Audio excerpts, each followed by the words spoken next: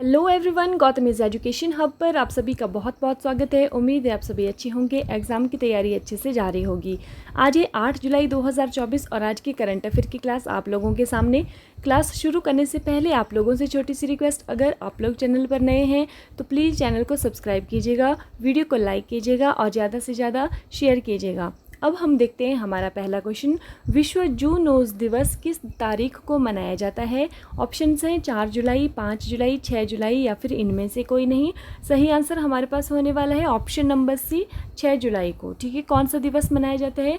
विश्व जूनोज़ दिवस मनाया जाता है। ठीक है, अब हम जान लेते हैं कि ये जो जूनोज़ दिवस है ये क्या है। इसका जो उद्देश्य है मनाने का, जो जूनोटिक जो बीमारियां होती हैं, डिजीज़ होती हैं जो कि जानवरों से फैलती हैं मनुष्यों के अंदर, तो उन बीमारियों के बारे में जागरूकता फैलाना और उन बीमारियों को कम करना ही इसका उद्देश्य होता है। आप लोग जानते हैं कि कुछ समय पहले जो है लुई पाश्चर नामक एक व्यक्ति थे। ठीक है, उन्होंने जो है वो एक टीका बनाया था। कौन सा टीका की खोज की थी लुई पाश्चर ने? रेबीज के टीके की खोज की थी। रेबीज मतलब कुत्तों के काटने से, कुत्ते अगर काट लेते हैं तो उसके लिए जो टीका लगाया जाता है उसको बोलते हैं रेबीज का टीका। ठीक है, तो एक बच्चे को काटा था पागल कुत्ते ने, तो उसको बचाने के लिए लुई पाश्चर ने सफलतापूर्वक रेबीज का टीका लगाया था। तो वो टीका जो है वो कब लगाया था? वो लगाया था 6 जुलाई 1885 को। ठीक है, कब लगाया था? 6 जुलाई 1885 को लगाया था। तो उसी बात को चिन्हित करने के लिए 6 जुलाई को जो है विश्व जूनोज़ दिवस मनाया जाता है। तो ये आपको ध्यान रखना है इतनी बातें। और लुई पाश्चर ने कौन से टीके की खोज की थी? रेबीज के टीके की खोज की थी। और जो है कुत्ते, अगर कुत्ते काट लेते हैं तो उसके लिए जो है वो कौन सा टीका लगाया जाता है? रेबीज का टीका लगाया जाता है। और इससे जो बीमारी होती है उसको हम बोलते हैं हाइड्रोफोबिया। ठीक है, पानी से डर लगता है। हाइड्रोफोबिया मतलब पानी से डर लगना। ठीक है, अगर हम बात करें कि इस दिन का जो उद्देश्य है, इस बार जो थीम है वो क्या है? विश्व जूनोज़ दिवस का जो थीम है 2024 में, वो है एक विश्व एक स्वास्थ्य और जूनोज़ को रोकें। ठीक है, क्या है? एक विश्व एक स्वास्थ्य, जूनोज़ को रोकें। नेक्स्ट क्वेश्चन की अगर हम बात करें, जुलाई 2024 में ईरान के नए राष्ट्रपति के रूप में किसे चुना गया है? Dick Schoof, Mark Rutte, Masoud Pezeshkian, Antonio Costa. तो सही आंसर हमारे पास होने वाला है option number C, Masoud Pezeshkian. ठीक है, तो ऑप्शंस देखने से ही आपको पता चल गया होगा कि और तो बाकी नाम जो है वो हमने पढ़े हुए हैं। मसूद पेजेशकियान ये वाला नाम हमने अभी तक नहीं पढ़ा है। ठीक है, डिक शूफ की अगर हम बात करें तो कहाँ के प्रधानमंत्री बने हैं? नीदरलैंड के प्रधानमंत्री बने हैं। मार्क रूटे की अगर बात करें तो मार्क रूटे नीदरलैंड के प्रधानमंत्री पूर्व में थे, जो कि आजकल वर्तमान में नाटो के क्या बनाए गए हैं? अध्यक्ष बनाए गए हैं।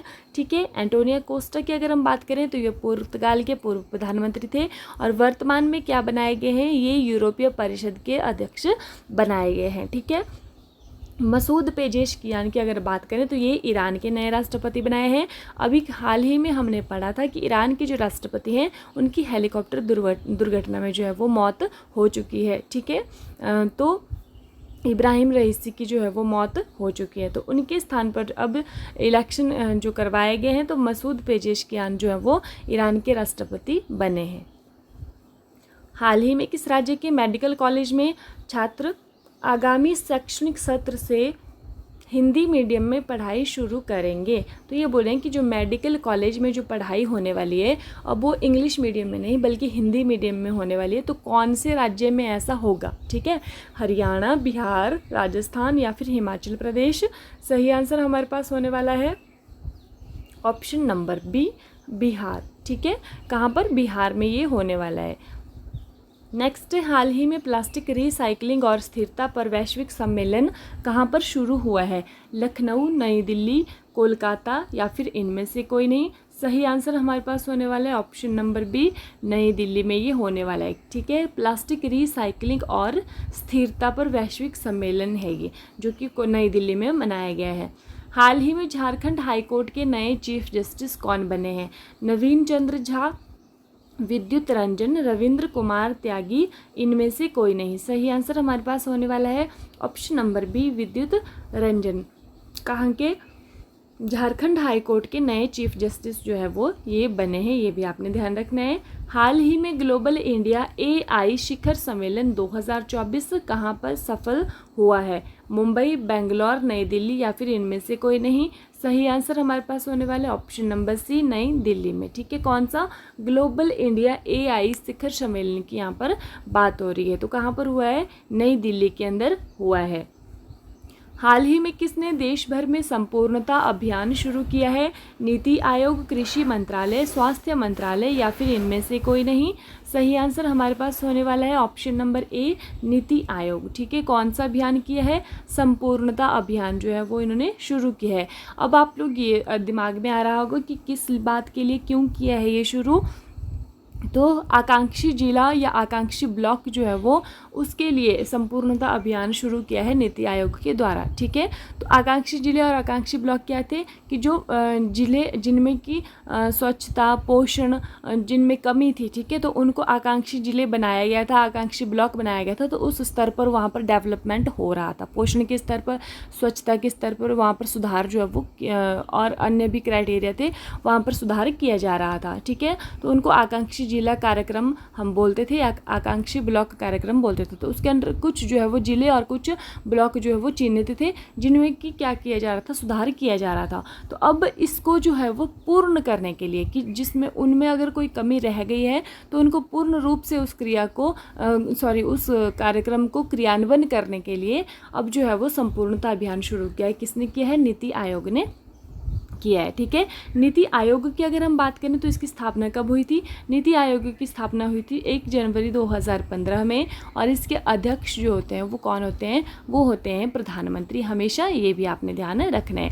और नीति आयोग किस आयोग को रिप्लेस करके बनाया है? तो ये बनाया है योजना आयोग को रिप्लेस करके। ठीक है, हाल ही में एसबीआई के अध्यक्ष पद पर किसे चुना है? हरिशंजर निष्ठ, श्रीनिवासुलु शेट्टी, रावी अग्रवाल या फिर इनमें से कोई नहीं। सही आंसर हमारे पास होने वाला है option number B, Srinivasulu Shetty. ठीक है, ये क्या बनाए गए हैं? एसबीआई के अध्यक्ष जो है वो बनाए गए हैं। ठीक है, तो एसबीआई के अध्यक्ष पद पर किसे चुना गया है? ये चुना गया है श्रीनिवासुलु शेट्टी को चुना गया है। जो पहले जो है वो इसके अध्यक्ष कौन थे? दिनेश खारा जी। तो दिनेश खारा जी के स्थान पर अब इनको चुना गया है। ठीक है, ये भी आपने ध्यान रखना है। नेक्स्ट अगर हम बात करें, हाल ही में किसने हेल्थ साथी योजना लॉन्च की है? फ़ोनपे, गूगल पे, पेटीएम, स्टार हेल्थ। सही आंसर हमारे पास होने वाला है ऑप्शन नंबर सी, पेटीएम। ठीक है, कौन सी योजना शुरू की है? हेल्थ साथी योजना। तो ये जो हेल्थ साथी योजना है ये क्या है कि जो 35 रुपये पर मंथ, ठीक है, 35 रुपये पर महीना में आपको एक फैसिलिटी मिलने वाली है। ठीक है, वो क्या है कि आप जो है वो अनलिमिटेड डॉक्टर से क्या कर सकते हैं? कंसल्टेंसी आप कर सकते हैं, फ़ोन पे बात कर सकते हैं। ठीक है, वहाँ पर आपको बहुत सारी जो है वो डॉक्टर से बात करने के लिए आपको अनलिमिटेड मिलने वाला है। ठीक है, 35 रुपये पर मंथ का आपका ये काम है। वहाँ पर आप कंसल्टेंसी कर सकते हैं आपकी बीमारी के लिए और किसी और की बीमारी के लिए। ठीक है, तो वो जो है वो पेटीएम ने लॉन्च की है हेल्थ साथी योजना। ठीक है, राष्ट्रीय बाल अधिकार संरक्षण आयोग द्वारा किस राज्य की अभ्रक खदानों को बाल श्रम मुक्त घोषित किया गया है? ऑप्शन है मध्य प्रदेश, कर्नाटक, झारखंड या फिर बिहार। सही आंसर हमारे पास होने वाला है ऑप्शन नंबर सी, झारखंड में। ठीक है, तो किसके द्वारा? राष्ट्रीय बाल अधिकार संरक्षण आयोग के द्वारा। कौन से राज्य की? झारखंड राज्य की। जो अभ्रक की जो खदानें हैं उनको बाल मुक्त घोषित किया, बाल श्रम मुक्त घोषित किया है। तो हमारे देश में देखिए बाल श्रम जो है वो कौन सी उम्र तक जो है माना जाता है?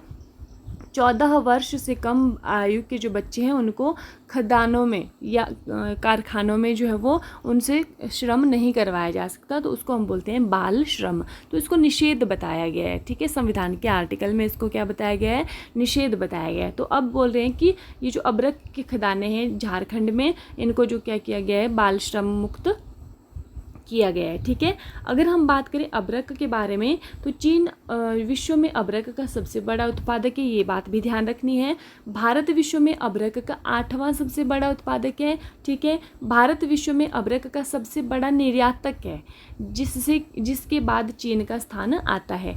आंध्र प्रदेश भारत में सबसे बड़ा अबरक उत्पादक राज्य है और उसके बाद राजस्थान का स्थान आता है। ठीक है, नंबर 1 पर कौन सा राज्य है? आंध्र प्रदेश है, और नंबर 2 पर कौन सा राज्य है? राजस्थान है। ये भी आपने ध्यान रखना है। ठीक है, इंपॉर्टेंट है, आ जाता है एग्जाम में, पूछ लेते हैं। ठीक है, ऐसे ही एग्जाम में क्वेश्चन पूछे जाते हैं। अब आता है रिवीजन कल की क्लास का। कल तो संडे था, हमने रिवीजन ही किया था, तो परसों की क्लास का रिवीजन है ये।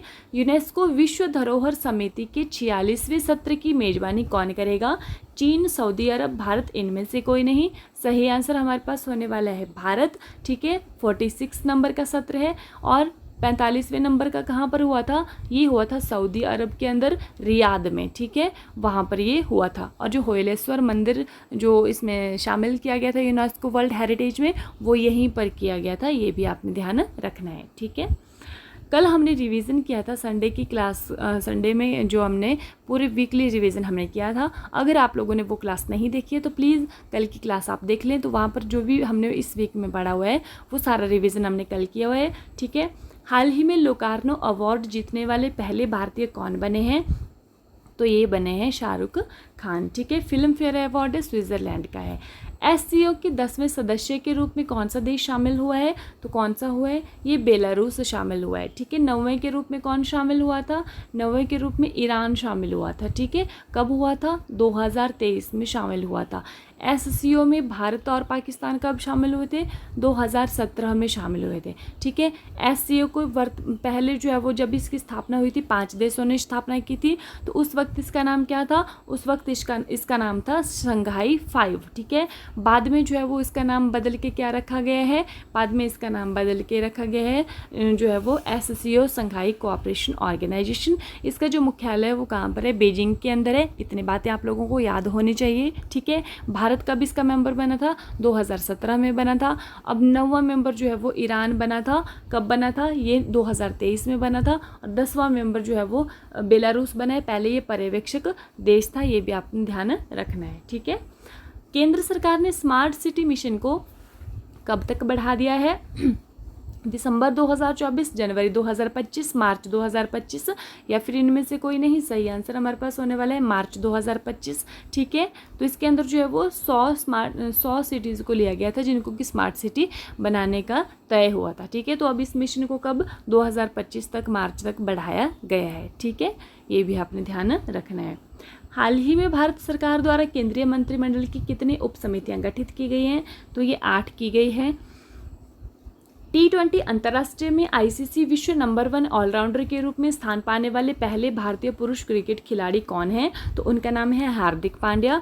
ये भारत के हैं। और इनके साथ कौन है? और वानिंदु हसरंगा, जो कहाँ के हैं? श्रीलंका के खिलाड़ी हैं। ठीक है, यूनाइटेड किंगडम के नए प्रधानमंत्री के रूप में किसे नियुक्त किया गया है? तो यूनाइटेड किंगडम के नए प्रधानमंत्री किसको बनाया गया है? कीर स्टारमर को बनाया गया है। इनसे पहले कौन थे? ऋषि सुनक। ये जो है वो भारतीय मूल के प्रधानमंत्री थे, इंग्लैंड के। ठीक है, तो अब जो है कीर स्टारमर को बनाया गया है। कौन सी पार्टी के हैं? ये है लेबर पार्टी के। और ऋषि सुनक की बात करें तो इनकी पार्टी कौन सी है? इनकी कंजर्वेटिव पार्टी है। ठीक है, ये भी आपने ध्यान रखना है।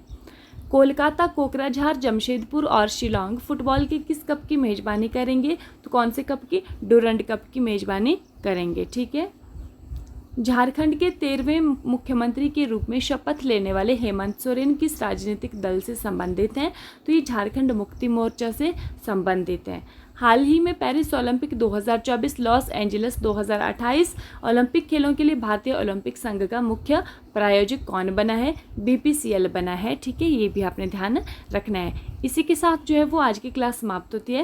व्हाट्सएप ग्रुप का लिंक आप लोगों को डिस्क्रिप्शन में मिल जाएगा, वहाँ पर आप लोग ज्वाइन हो सकते हैं PDF के लिए। तो ये PDF आप लोगों को वहाँ पर मिलने वाले हैं। ठीक है, इसी के साथ आज की क्लास समाप्त होती है। Thank you and have a nice day. खुश रहिए, अपना ख्याल रखिए, अपनी तैयारी को मजबूत रखिए। 2024 के अंदर कोई ना कोई एग्ज़ाम आप लोगों को जो है वो क्लियर करना है, इसको अपना लक्ष्य बना लीजिए। ठीक है, तो पढ़ते रहिए, खुश रहिए। Thank you.